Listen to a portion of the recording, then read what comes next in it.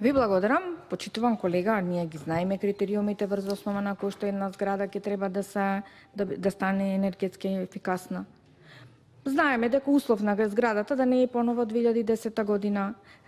Според правилникот најмалку 80% станарите ќе мора да се согласат да ги замена старите врати, прозорци или да обноват фасадата. Доколку скупниот број на станари, например само двајца нема да се согласат, тогаш преостанатите, да речеме 28-38 ќе мора да платат за нив. Значи ги знаеме критериумите.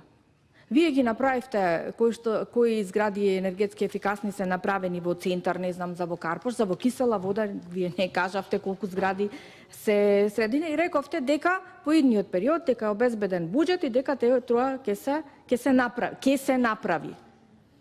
Се ќе се направи. Зошто не кажавте кои згради во кисела вода се енергетски ефикасни во овој период направени? И што е лошо, например, дополнително ние да помогнеме со финансиски средства, да му помогнеме на општината, на граѓаните кои што живеат во кисела вода, за што побрзо тие ваши ветувања да се реализираат?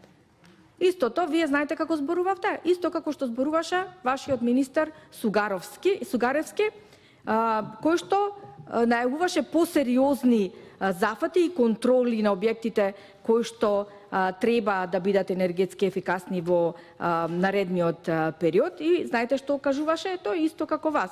Ке треба да се среди делумно нашата легислатива. Законската легислатива треба да се подобри во насока на тоа да можеме што повеќе да имаме енергетски ефикасни згради во нашава земја.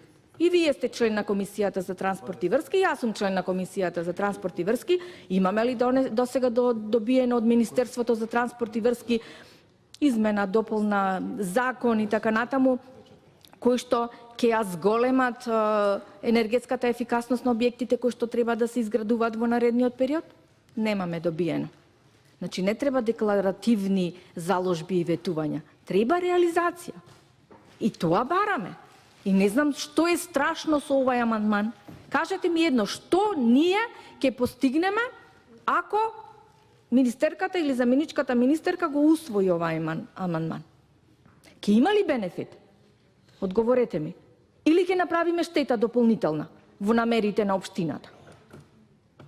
Ако направиме дополнителна штета, почитуван колега, еве, јас ќе го повлечам амандманот. Но ако со амандманот кој што ние предвидуваме, не бог знае колку символична сума на средства кои што ќе помогнат до крајот на годинава, а верувам дека можеби времето ќе помогне, нешто да се направи, да се променат некои прозорци, некои врати, кровна конструкција, еве вие што викате, некој дел од фасада да се направи. Што е во тоа лошо? Не знам зашто така толку ригорозно го сваќате амандманот кој што е од чисто, како да речам, хумани побуди поднесен. Не знам зошто толку вака се однесувате кон амандманот. Едноставно ние се понесовме од тоа дека навистина во кисела вода е потребно да се помогне. А вие како член на комисијата и кој што доаѓате од Скопје, ова не сакате да го прифатите. Ништо не е лошо во тоа. Ако правиме штета, ве молам, кажете да го повлечам амандманот. Да не направиме некоја граѓаните да сакат енергетски, например, ефикасни згради, а ние му викаме аманте, немојте, полошо ќе ви се направи. Ако е така, јас одма ќе го повлечам амандманот. Благодарам.